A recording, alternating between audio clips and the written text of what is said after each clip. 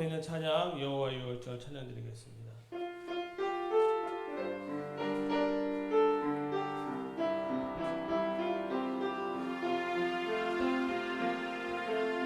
지극히 높은 주님의 낮은 성소로 들어갑니다. 세상의 짐을 벗고서 주보좌 앞에 엎드리니 내 주를 향한 사랑과 그 신뢰가 사그러져 갈 때 하늘로부터 이곳에 장막이 덮이네. 이곳을 덮으소서, 이곳을 비추소서. 내 안에 무너졌던 모든 소망 다 회복하리니 이곳을 지나소서, 이곳을 만지소서. 내 안에 죽어가는 모든 예배 다 살아 이곳을 덮으소서, 이곳을 덮으소서, 이곳을 비추소서. 내 안에 무너졌던 모든 소망 다 회복하리니 이곳을 지나소서, 이곳을 만지소서. 내 안에 죽어가는 모든 예배 다 살아나리라. 자녀들아, 주 안에서 너희 부모에게 순종하라. 이것이 옳으니라. 내 아버지와 어머니를 공경하라. 이것은 약속이 있는 첫 계명이니 이로써 내가 잘되고 땅에서 장수하리라. 아멘. 살아계신 하나님 아버지, 주님의 이름을 찬양합니다. 거룩한 주님의 날에 저희들의 온 마음과 온 정성과 온 뜻을 다하여 찬양을 드리며 모든 영광을 주님께 올려드립니다. 주님께서 복을 주시고자 예비된 이날 여기 머리 숙인 주의 백성들 위해 큰 은혜가 임하는 시간이 되게 하여 주시옵소서. 아버지여, 하늘의 문을 열어주시옵소서. 다시 아버지의 큰 영광을 보게 하여 주시옵소서. 거룩하신 예수님의 이름으로 기원하옵나이다. 아멘. 찬송가 27장입니다.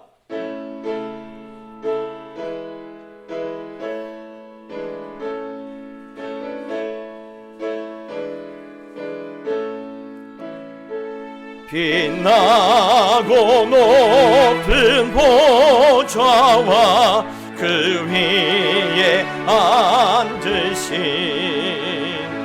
주 예수 얼굴 영광이 해같이 빛나네. 해같이 빛나네. 지극히 높은 위엄과 한없는 자비를 무천사 소리하여 늘 찬송 드리네. 늘 찬송 드리네. 영죽을 나를 살리려 그 영광 떠나서 그 부끄러운 십자가 날 위해 지셨네. 날 위해 지셨네. 나 이제 생명 있음은 주님의 은혜요. 저 사망 곳에 이기니 큰 기쁨 넘치네. 기쁨 넘치네. 주님의 보좌 있는데 천왕 못 이르러 그 영광 몸소 배울 때 내 기쁨 넘치리. 내 기쁨 넘치리. 아멘. 성시교도 읽겠습니다. 성시교독은 교독음은 98번 어버이주의 말씀을 주보를 참고해서 한 절씩 나눠서 읽겠습니다. 제가 먼저 읽겠습니다. 내 부모를 공경하라.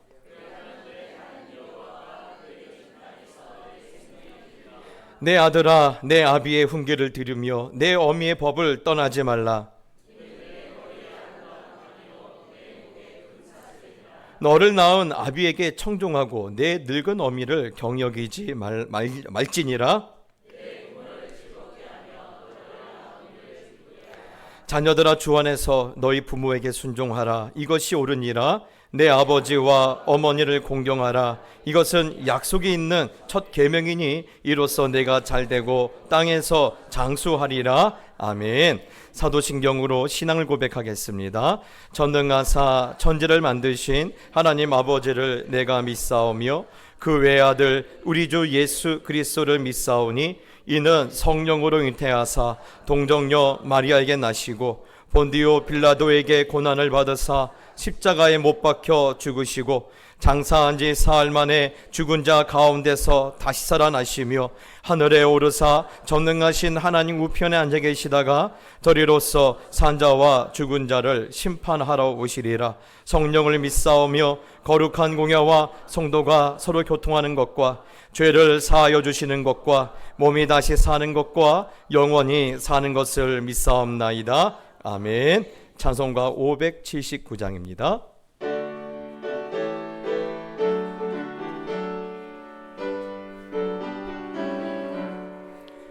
어머니의 넓은 사랑 귀하고도 귀하다. 그 사랑이 언제든지 나를 감싸줍니다. 내가 울 때 어머니는 주께 기도드리고 내가 기뻐 웃을 때에 찬송 부르십니다. 아침 저녁 읽으시던 어머니의 성경책 손때 남은 구절마다 모습 본 듯합니다. 믿는 자는 누구든지 영생함을 얻으리. 들려주신 귀한 말씀 이제 힘이 됩니다. 홀로 누워 괴로울 때 헤매다가 지칠 때 부르시던 찬송 소리 귀에 살아옵니다. 반석에서 샘물 나고 왕루지가 꽃피니 예수님과 동행하면 두려울 것 없어라. 온유하고 겸손하며 올바르고 굳세게 어머니의 뜻 받들어 보람있게 살리라. 풍파많은 세상에서 선한 싸움 싸우다 생명신에 흐르는 곳 길이 함께 살리라. 내 아버지와 어머니를 공경하라. 이것은 약속이 있는 첫 계명이니 이로써 내가 잘되고 땅에서 장수하리라. 자비로우신 하나님 아버지, 은혜 감사합니다. 지난 한 주간도 저희들과 항상 동행하시면서 고락을 함께하여 주시고 하루하루를 은혜 가운데서 살게 하심을 감사드립니다. 오늘은 또 저희에게 건강과 생명을 허락하시사 거룩한 주일 예배로 주님 전에 나오게 하시니 이 또한 감사를 드립니다. 주님, 저희들 각자의 부르심을 입고 이 자리에 나왔지만 어떤 성도는 부끄러움과 허물을 속하여 주시기를 바라는 마음으로, 어떤 성도는 깊은 고뇌와 눈물과 한숨이 가득해 이 모두 해결되기를 바라는 마음으로, 또 어떤 성도는 영적 갈급함이 충족되기를 바라는 마음으로 나왔을 것입니다. 주님, 저희 성도들 어떤 모습으로 어떤 바램을 가지고 이 자리에 나왔든지 간에 저희 각자의 형편을 속속들이 잘 아시는 우리 주님께서 저희들의 마음과 형편을 만져주시고 고쳐주시고 채워주셔서 주님과 더욱 친밀한 관계로 살아가는 성도들 다 되게 하여 주시옵소서. 주님, 오늘은 저희 동작교회가 부모님 축복주일로 정한 날입니다. 연로하신 우리 성도님들을 위하여 하나님 아버지께 간구하오니 세월이 갈수록 주님과의 교제를 더욱 돈독히 하는 어르신들 다 되게 하옵시고 건강과 지혜가 무너지지 않도록 하나님 늘 강건하게 보호하여 주시기를 간절히 소원합니다. 눕고 일어나실 때마다 몸 상하지 않도록 살펴주시고 길을 걷는 중에는 실족하지 않도록 늘 주장하여 주옵소서. 연로하심에도 여전히 맑은 영혼과 지혜와 총명의 복을 누리게 하시고 성경 공부와 찬송과 기도를 쉬지 않는 어르신들 다 되게 하여 주옵소서. 특별히 노년의 기도들이 하나님 앞에 상달되어 교회와 자손들이 잘 되는 것을 눈으로 목도하며 사는 복을 누리게 하옵소서. 믿음의 명가를 이루게 하시며 믿음의 선진으로서 후배들의 존경과 칭송을 받는 은혜도 더하여 주시기를 간절히 원합니다. 주님, 이제 동작교회를 위하여 기도합니다. 영적으로 어두워져가는 이 시대에 우리 동작교회가 빛과 소금의 역할을 잘 감당하여 주님께 칭찬받는 교회 되기를 원합니다. 기도의 불이 꺼지지 않는 교회가 되게 하여 주시고 지친 영혼들이 꼴과 물을 찾아 내려오는 쉼터와 같은 교회가 되게 하여 주옵소서. 특별히 주변의 초중고생들과 청년들에게 참 좋은 교회로 소문나게 하여 주옵소서. 그들의 마음과 발걸음을 우리 동작교회로 인도하여 주옵소서. 8월에 있을 전교인 수련회에도 은혜 주사 최대한 많은 성도들이 참여하게 하여 주시고 위로받고 치유받고 은혜도 넘치는 수련회가 되게 하여 주옵소서. 주님, 이 시간 말씀을 증거하려 단에 오르시는 박연수 담임 목사님을 은혜와 성령으로 붙들어 주옵소서. 사방으로 우겨싸임을 당한 우리 인생들이 자유함을 얻으며 고통 중에 있는 영혼들이 나음을 받게 하여 주시고 이런저런 환난을 만난 가정들의 근심과 걱정이 다 해결받고 돌아갈 수 있도록 하나님 권능으로 역사하여 주옵소서. 파송된 곳에 복음이 힘있게 전파될 수 있도록 선교사님들과 주님 동행하여 주옵시고, 이 시간 찬양대 찬양을 기뻐 받아 주옵소서. 교회를 섬기는 손길들의 복을 더하여 주시기를 원합니다. 예배 시종을 주님께 맡겨드리며 거룩하신 예수님의 이름으로 기도드립니다. 아멘. 출애굽기 20장 1절로 17절 말씀입니다. 우리 한 절씩 나눠서 읽고 17절은 같이 읽겠습니다. 하나님이 이 모든 말씀으로 말씀하여 이르시되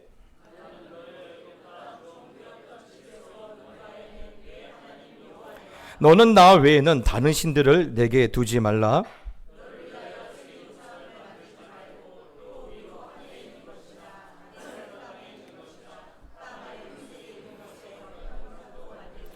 그것들에게 절하지 말며 그것들을 섬기지 말라. 나 내 하나님 여호와는 질투하는 하나님인즉 나를 미워하는 자의 죄를 갚되 아버지로부터 아들에게로 3, 4대까지 이르게 하거니와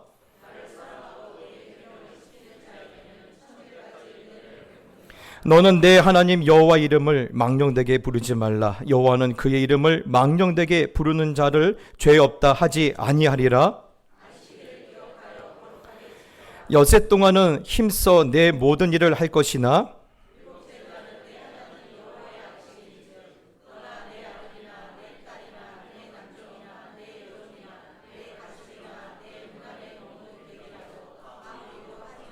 있는 여세 동안에 나 여호와가 하늘과 땅과 바다와 그 가운데 모든 것을 만들고 일곱째 날에 쉬었음이라.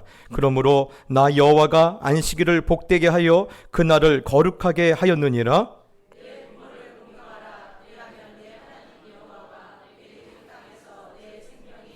살인하지 말라. 도둑질하지 말라. 내 이웃의 집을 탐내지 말라. 내 이웃의 아내나 그의 남종이나 그의 여종이나 그의 소나 그의 낙이나 무릇 내 이웃의 소유를 탐내지 말라.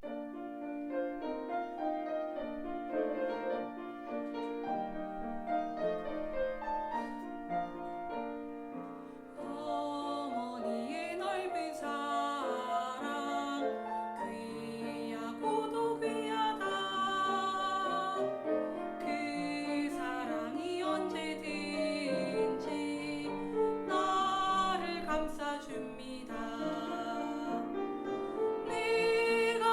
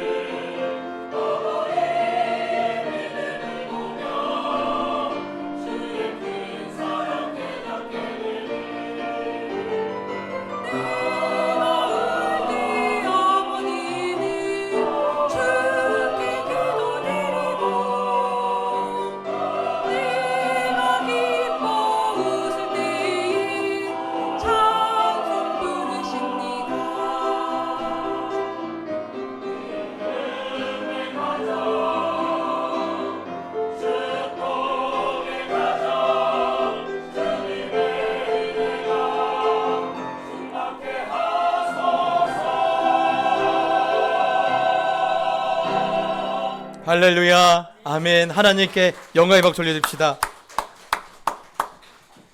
우리 찬양대 대원들의 그 찬양이 참 저희들 가운데 큰 은혜가 되네요.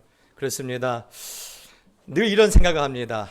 1년 12달 늘 부모님들의 은혜와 사랑을 감사해야 하는데 참 사람이 못났어요. 그러다 보니까 꼭 이때만 그러는 것 같아서 늘 죄송한데 우리 부모님들 늘 건강하시고 평생 사시면서 우리 자녀들 많이 사랑해 주시면 감사하겠습니다. 우리 옆 사람 이렇게 축복합시다. 행복하세요. 네, 행복하십시오.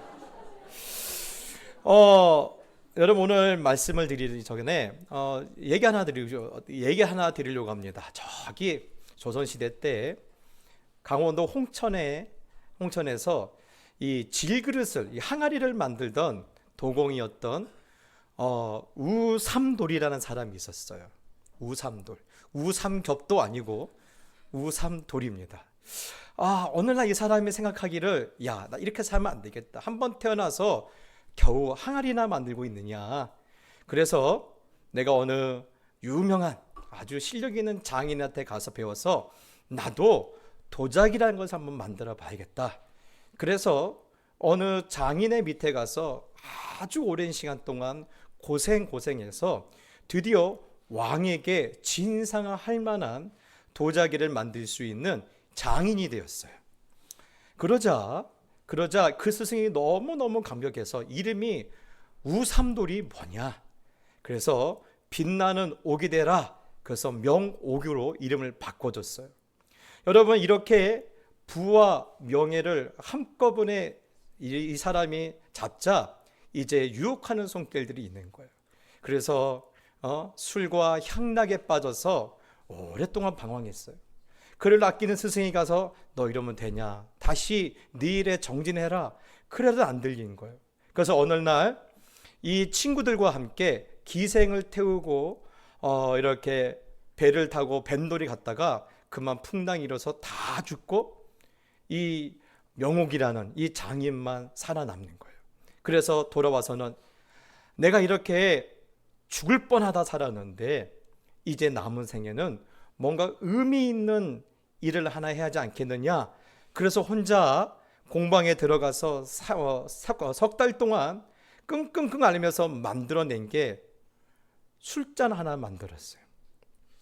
그런데 그 술잔이 놀라운 게 술을 부으면 3분의 2까지는 차요. 근데 3분의 2가 넘어가면 다 흘러내려버리는 거예요. 그래서 그 술잔의 이름을 개영배라고 합니다. 그래서 자신의 지난 과오를 기억하면서 뭐든지 넘치면 안 된다. 넘치면 안 된다. 그래서 그것을 반성하는 의미에서 이것을 만들었는데 이 사실을 조선시대 최고의 거부였던 임상욱이라는 그런 임상욱이죠. 임상욱이라는 그런 상인이 듣고 이 잔을 사서 자기 평생 그것을 자기의 어떤 철학으로 삼았다라고 합니다. 탐욕 부리지 마라. 욕심 부리지 마라. 과하면 망한다. 그래서 오늘날 이 이야기를 듣고 오늘 많은 사람들이 이 사자성어를 늘 기억하지 않습니까? 지나칠 과, 같을 유, 아닐 불, 미칠 급. 뭡니까? 과유불급입니다. 예. 지나침은 미치지 못한과 같다라는 이 사자성어를 기억하면서 지나치면 안 된다. 그러면서 그 삶에 많은 그러한 기준을 삼고 있지 않습니까? 제가 오늘 이렇게 개영배와 과유불급에 대해서 말씀드린 이유는 안타까운 마음이 있어서 드리는 거예요. 사실 요즘 뉴스나 여러 매체를 통해서 들려오는 우리 자녀들, 우리 젊은 세대의 이야기를 들어보면요, 과유불급이다라는 생각이 자꾸 들어서 그래요. 여러분 얼마 전에 선생님들이 안타깝게 죽는 일도 있었었죠. 참 가슴 아파요. 어떻게 제자가 선생님께 폭행을 가할 수 있을까? 또 그러면서 그 선생님의 어떤 행동에 대해서 영상으로 찍어서 유튜브에 올리겠다, 또 고발하겠다, 어떻게 제자가 스승에 대해서 그런 막말을 뱉을 수 있을까? 여러분, 요즘 이 정도는 아무것도 아니라고 합니다. 제가 전에 한번 깜짝 놀란 게 고등학교 2학년 선배가 고등학교 1학년 후배를 술을 먹이고 성매매를 시킨 거예요. 최근은 거기에도 모자라 이제는 마약까지 시키는 일이 벌어지고 있어요. 어쩌다 이런 일이 벌어지고 있을까? 그런데도 놀라운 것은요, 그 부모들은 무슨 상관이 있느냐? 내 아이들은 잘못한 거 없다. 친구 잘못 만나서 그렇지. 그리고 내 아이가 좋은 대학 가면 되지. 나는 내 아이가 뭘 해도 상관없다. 이런 식의 그 반응을 보면서요, 저는 막 소름이 끼쳤어요. 여러분, 그렇습니다. 제가 많은 나라는 다녀보지 못했어요. 기껏 한 두세 나라 가서 조금 있어 봤지만 우리나라 학생들처럼 이렇게 과격하고 무례하고 폭력적인 아이들을 본 적이 없어요. 여러분은 어떻게 보신지 모르겠지만, 여러분 다른 나라에서요, 만약에 하다못해 자기 반 아이들한테 욕을 하고 한 번만 밀쳐 보십시오. 학교에서 바로 퇴학입니다. 바로 퇴학이에요. 용서가 없어요. 어떻게 다른 사람의 몸에 손을 가하냐, 어떻게 언어로 폭력을 할 수 있느냐, 바로 퇴학입니다. 예. 여러분, 어쩌다가 우리 학생들이, 우리 자녀들이, 우리 젊은이들이 이렇게 되었을까? 예. 저는요, 우리 자녀들이 과유불급, 부모님으로부터 이 과유불급의 양육을 받지 않았나라는 생각을 하게 됩니다. 사실 이거는 제 이야기가 아니에요. 최근에 학자들 가운데 신종 단어가 있는데 오버 페어런팅이라는 단어가 있어요. 오버 페어런팅. 무슨냐면 과잉 양육이라는 단어예요. 예. 영국에 보면 의료보험을 이렇게 하는 그런 기관에서 젊은 여성들이나 또 청소년들을 이렇게 케어하는 한 심리학자가 이런 논문을 썼는데요. 오늘날 젊은 여성들이 결혼도 안 하려고 하고 아이도 낳지 않으려는 현상에 대해서 이렇게 말하고 있습니다. 급변하는 사회에서 극심한 경쟁 탓에 완벽한 제품을 만들고 싶어하는 부모님들의 과잉 양육 때문에 지금 우리 시대의 젊은 여성들이 불안해하고 있기 때문이다라는 거예요. 예. 우리는 저것들이 편해서 그래, 저것들이 자기밖에 몰라서 그래 라고 그런 줄 알고 있었는데 그게 아니라는 거예요. 예. 이 극심한 경쟁을 뚫고 가기 위해서 완벽한 아이가 아니라 완벽한 제품을 만들고 싶어하는 부모님들의 욕심 때문에 그 아이들이 세상을 보면 어떤 마음을 느끼는 거예요? 나는 불안한 거예요. 내가 좋은 아내가 될 수 있을까? 내가 과연 행복한 가정을 이끌 수 있을까? 내가 좋은 엄마가 될 수 있을까? 본능적으로 불안해서 그 모든 것을 거부한다라는 겁니다. 그래서 여러분, 그 학자가 이렇게 말합니다. 오늘날에는요, 과잉 양육의 시대이다. 과잉 양육의 시대이다. 여러분, 그렇습니다. 예. 뭐든지 넘치면요, 부족한 것과 별 차이가 없다라는 것. 아니, 부족한 것보다 못할 수도 있다라는 겁니다. 여러분, 그렇기 때문에 여러분, 오늘 우리가 우리 젊은이, 우리 아이들을 바라보면서 다시 한번 생각해 봐야 돼요. 나는 과잉 양육을 하고 있지 않나? 나는 과잉 양육을 하고 있지 않나? 여러분, 제가 이 말씀을 왜 드리는가 하면, 우리가 아이들에게 과잉 양육을 하는 동안에 상대적으로 소외당하는 것이 있기 때문에 그래요. 그것이 바로 부모 공경입니다. 여러분, 사실 인간이 갖고 있는 능력은요, 한계가 있어요. 예. 여러분, 인간은 뭐든지 다 잘할 수가 없어요. 한쪽에 치우치다 보면 반드시 다른 쪽에는요, 부족한 부분이 나올 수밖에 없어요. 그렇죠? 예. 여러분, 자녀에 대해서는요, 과잉 양육을 하다 보면요, 자동적으로 부모에 대해서는 관심과 애정이 줄어들 수밖에 없어요. 그건 여러분이 못돼서가 아니라 인간의 능력이 한계가 있기 때문에 그래요. 여러분, 그래서요, 이런 의미에서 오늘 저는 하나님께 주신 이 십계명에 이 5번째로 주신 내 부모를 공경하라는 이 말씀이 예사롭게 저는 들려지지 않더라고요. 여러분, 사실 인간들에게 처음 주신 성문화된 그런 말씀이 있다면, 명령이 있다면 십계명 아닙니까? 1계명부터 4계명까지는요 하나님과의 관계예요. 그런데 인간과의 관계를 첫 설명하면서 맨 먼저 말씀하고 명령하신 것이 뭐라고요? 내 부모를 공경하라는 거예요. 예.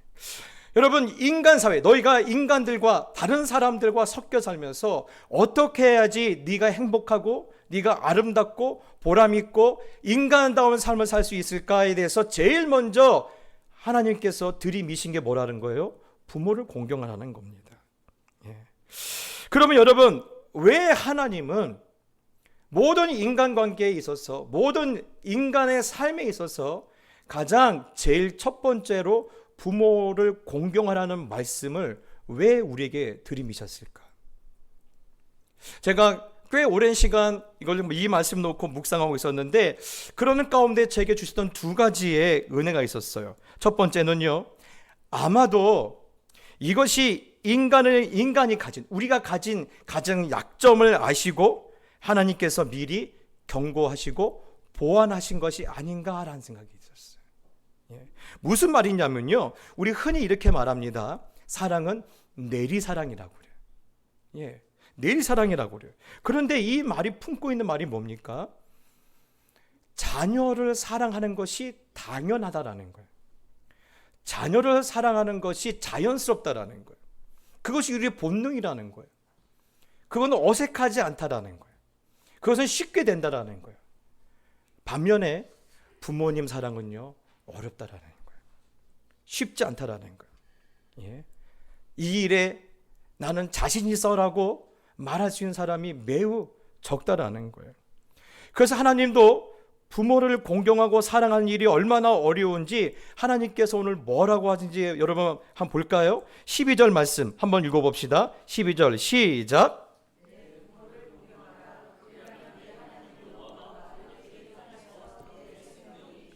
아멘.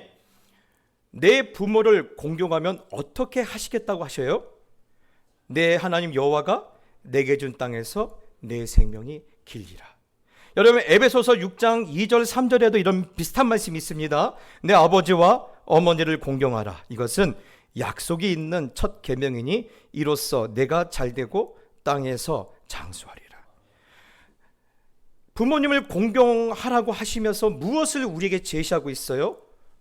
복을 제시하고 있는 거예요. 내게 준 땅에서 내 생명이 길 것이다. 내가 잘되고 땅에서 장수할 것인데 내가 약속하마. 그 말씀 아닙니까? 여러분, 오늘 우리가 10계명을 다 읽었어요. 17절까지요. 여러분, 그런데 오늘 계명 중에서 복을 약속하시는 계명이 몇 개는 되던가요? 3개밖에 안 돼요. 하나님을 사랑하는 거, 안식을 거룩하게 지키는 거, 그리고 마지막 남은 게 뭐예요? 부모님 공경하는 거. 그런데 여러분, 이 3가지 이 공통점이 있다면요, 하나같이 우리가 어려워하는 거예요. 하나같이 우리가 자신 없는 거예요. 우리 본성과 전혀 어울리지 않는 것들이에요. 예. 여러분, 그렇기 때문에 하나님이 복을 제시하면서 네가 부모를 공경하면 네 땅에서 잘 될 거야. 내가 보증하마. 예. 네가 하는 모든 일마다 내가 복으로 갚아줄 거야. 왜? 우리가 잘 못하니까. 우리가 힘들어하니까. 우리의 본성과 전혀 맞지는 않다 보니까 오늘 그렇게 말씀하시는 거예요.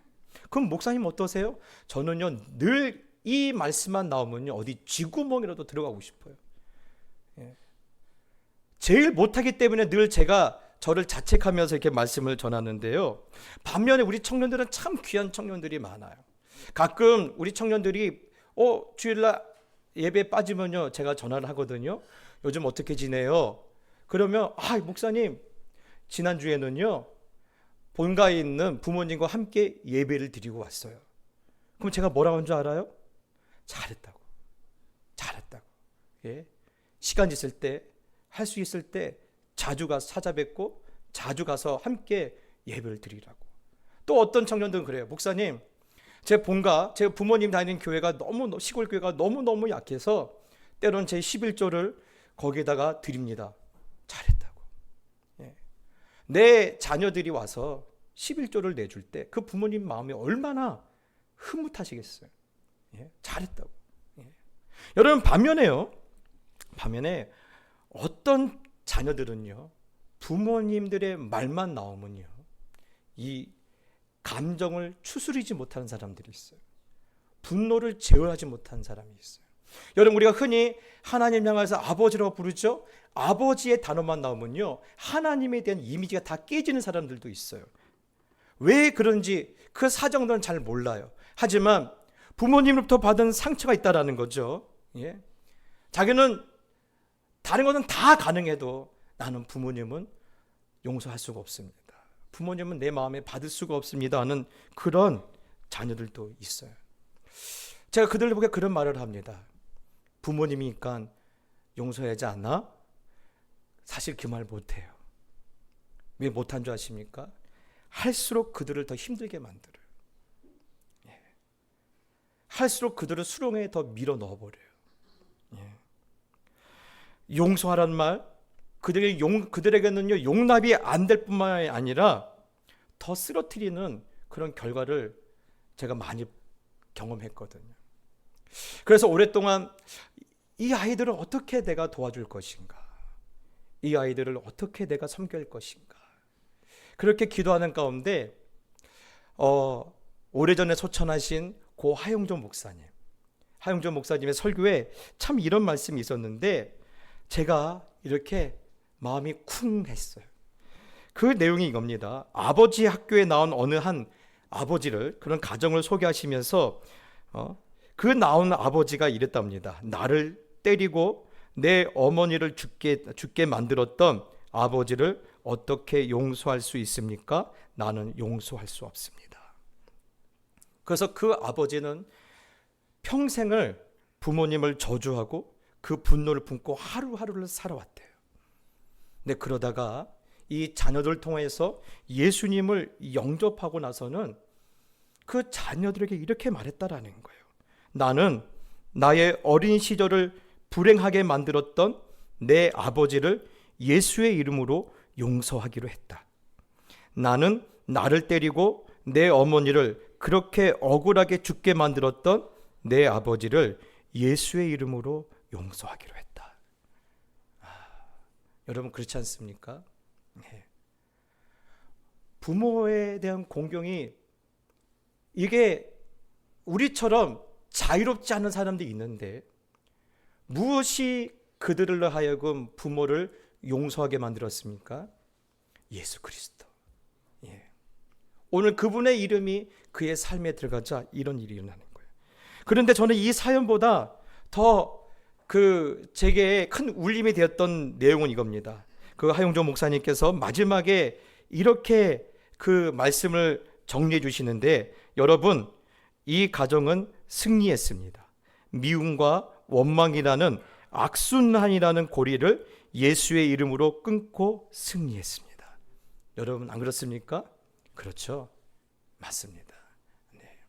여러분, 우리에게는요, 우리 안에 응어리 진 거 품고 못 가요. 그거 품고 가면요, 영원히 불행해요. 그런데 그것을 누가 가장 안타깝게 보시는 거예요? 우리 하나님께서요. 우리 주님께서 가장 안타깝게 보시면서 그거 나에게 내어줄 수 있지 않니? 너 나를 믿고 내 부모님을 용서할 수 있지 않니? 너 네 안에 분명히 상처 있는 거 알고 아픔이 있는 거 알고 눈물이 있는 거 아는데 그럼에도 불구하고 그 짐 나에게 벗어줄 수 있지 않니? 오늘 하나님께서 그렇게 말씀하시려고 어쩌면요, 십계명의 인간관계에서 제일 먼저 가장 중요한 순간에 내 부모를 공경하라. 그러면 땅에서 너희의 생명이 길 것이다. 오늘 이렇게 말씀하지 않았나? 제게 그런 은혜를 주시더라고요. 사랑하는 성도 여러분, 그렇습니다. 저는요, 오늘 우리 모두가 내가 할 수 없는 일이었지만 내 안에 상처가 있고 아픔이 있고 두려움이 있고 사실 그것이 용납이 안 되었지만 예수의 이름으로 그 모든 것을 할 수 있게 되기를 예수님의 이름으로 축복합니다. 예수님의 이름으로 부모를 용서하고 예수님의 이름으로 부모님을 사랑하고 예수님의 이름으로 부모를 축복할 수 있는 그런 완전한 회복이 우리 모든 성도님들의 삶 가운데 이제 나타나시기를 다시 한번 예수님의 이름으로 축복합니다. 두 번째는요, 오늘날의 사회는요, 무너지고 있는 사회예요. 무너지고 있습니다. 그런데 하나님은요, 이 시대를 포기하지 않고 마지막까지 지켜내기 위해서 이렇게 말씀하고 있지 않나 하는 생각을 해요. 여러분, 오늘 새벽 예배 때도 잠깐 말씀드렸지만 전에 이런 얘기를 들은 적이 있어요. 우리나라 IMF 사태 때는요, 그때 어르신들이 하신 말씀이, 야, 차라리 석유 파동 날 때가 장사가 잘 됐다. 그리고 코로나 시절에는요, 차라리 IMF 시대 때가 호황이었다. 그리고 요즘은 뭐라고 말씀하세요? 차라리 코로나 때가 장사가 그나마 낫다. 뭐 갈수록 더 상황이 안 좋아요. 그렇죠, 권사님? 갈수록 더 안 좋아요. 소망이 안 보여요. 그런데 여러분, 왜 이렇게 되었다고 생각하십니까? 보면요, 어마어마한 부자들이 나타나고 있어요. 그런데 왜 이런 일이 일어나고 있을까? 여러분, 그런데요, 그것을 기도하다 보니까, 이 말씀을 묵상하다 보니까 그런 은혜를 주셨는데, 방금 살펴본 말씀에 보면 12절에 내 부모를 공경하라. 그러면 내 하나님 여호와가 내게 준 땅에서 내 생명이 길리라. 또 내 아버지와 어머니를 공경하라. 이것은 약속이 있는 첫 계명이니 이로써 내가 잘되고 땅에서 장수하리라. 여러분, 이 땅에서 잘되는 것, 경제가 잘 돌아가는 것, 하는 일마다 잘 되는 모든 일을 하나님은요, 지금 어디에 묶어놓고 계셔요? 부모님을 공경하는 일에 묶어놓고 계신 거예요. 여러분, 정치인들이 정치를 잘못해서 경제가 안 돌아간다? 여러분, 생각해 봅시다. 우리나라 정치인들이 정치 제대로 한 적이 있던가요? 한 번도 없었잖아요. 기대할 것도 없어요. 앞으로도요, 기대할 것 없습니다. 그러면요, 푸틴의 광기 때문에 전쟁이 안 그쳐서 경제가 어렵나요? 분명히 겉으로 보면 그런 것 같아요. 요즘 우리 새벽마다 예레미야 말씀 나누죠? 예레미야 보면요, 46절부터 51절까지는요, 이 유다를 끼고 있는 10개 나라에 대한 재앙의 이야기가 나와요. 그런데 역사상으로는요, 그들이 왜 망했는지는 딱 하나입니다. 바벨론이 너무 강해서 그래요. 그런데 영적으로 보면 하나님은 아니라고 그래요. 그들이 하나님을 버렸기 때문에 하나님도 그를 버린다고 말씀하시는 거예요. 여러분, 그렇습니다. 지금 경제가 안 돌아가는 거, 사회가 안 돌아가는 거, 그거는 정치가 잘못됐고 사회적인 이 전 세계적인 불황이 있어서라고 여러분 그렇게 넘겨짚으면 안 돼요. 이것을 우리가 영적인 의미로 다시 한번 살펴봐야 돼요. 왜 이렇게 되었나? 왜 이렇게 되었을까요? 여러분, 제가 재미있는 말씀 하나 드리겠습니다. 성경 본문요, 룻과 나오미에 대한 이야기가 나와요. 여러분, 룻과 나오미가 왜 타국을 떠나서 고생하게 되었습니까? 그 시절이 기근했대요. 모든 것이 안 돼요. 심으면 다 말라 죽어요. 비가 내리지 않아요. 그래서 여러분, 고향을 떠났다가 오히려 쫄딱 망해서 돌아오지 않습니까? 그런데 여러분, 그 와중에 잘 되는 집이 있어요. 누굽니까? 보아스예요. 여러분, 하나님은 왜 룻과 나오미를 보아스 집으로 인도하셨다라고 여러분 생각해 보셨습니까? 물론 안 해보셨겠지요. 먹고 사는 일 바빠서 그거 언제 고민하겠습니까? 그렇죠? 여러분, 그 집이 가장 수월하고 친해서 성경은 뭐라고 하죠? 보아스보다 더 가까운 친척이 있다라고 알려주고 있죠? 아니에요. 그러면 왜 하나님이 룻과 나오미를 보아스 집으로 인도했을까? 첫 번째는 룻이라는 이방 여인을 받아줄 수 있는 믿음이 있었어요. 두 번째는요, 나오미라는 다른 남의 부모님을 섬길 수 있는 마음이 보아스에게는 있었기 때문에 그래요. 그래서 하나님이 보아스 집으로 그를 인도한 거예요.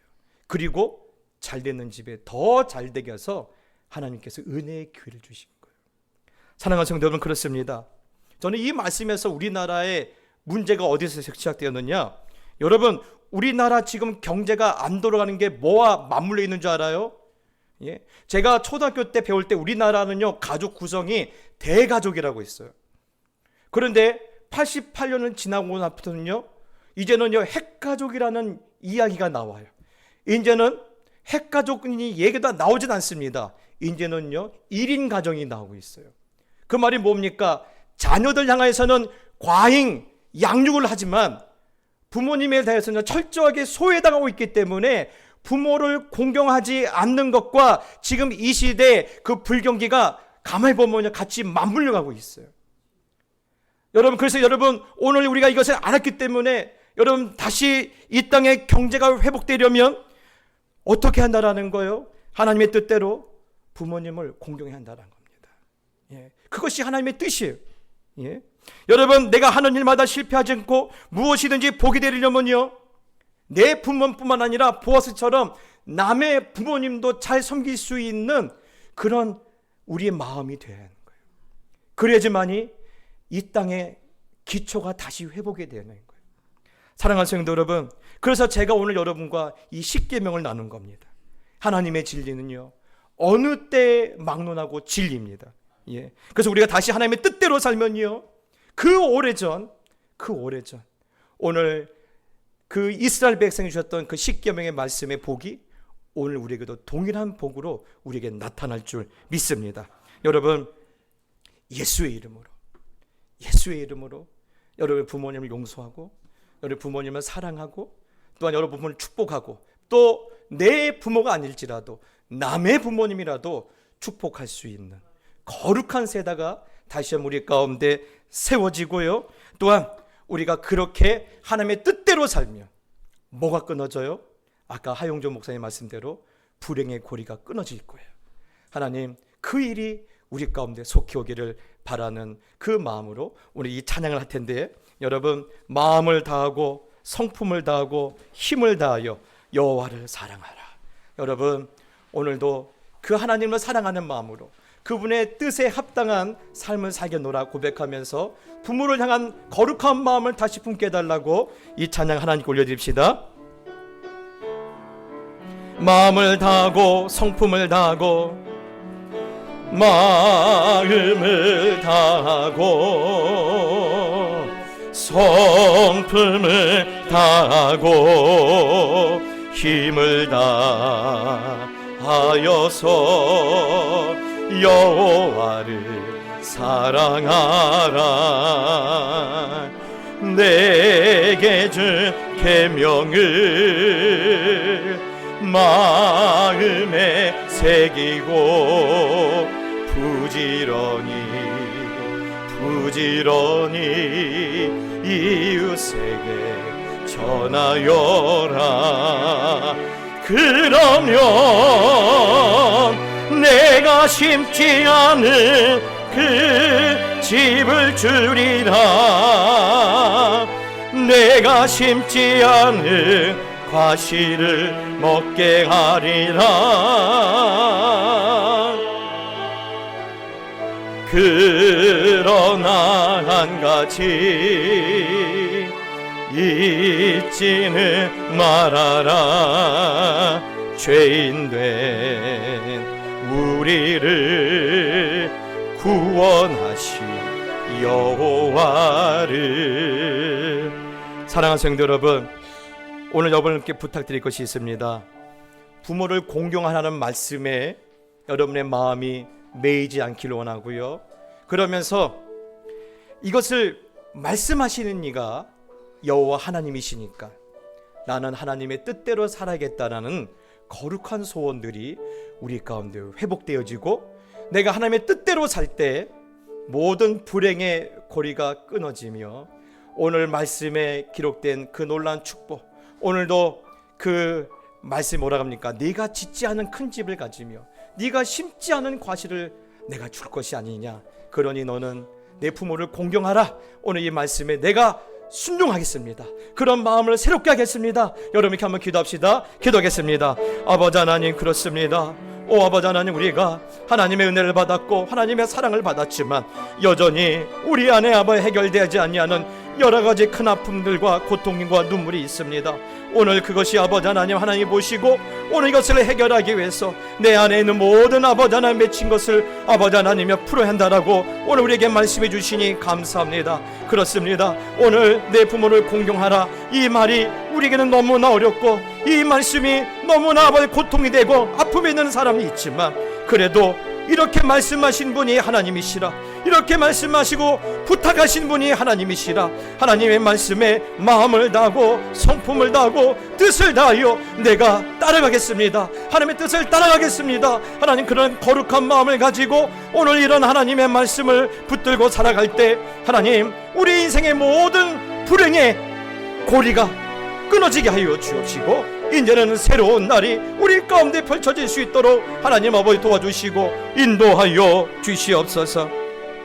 하나님 아버지, 거룩한 주일 아침에 하나님의 뜻을 저희들에게 보여주시니 감사합니다.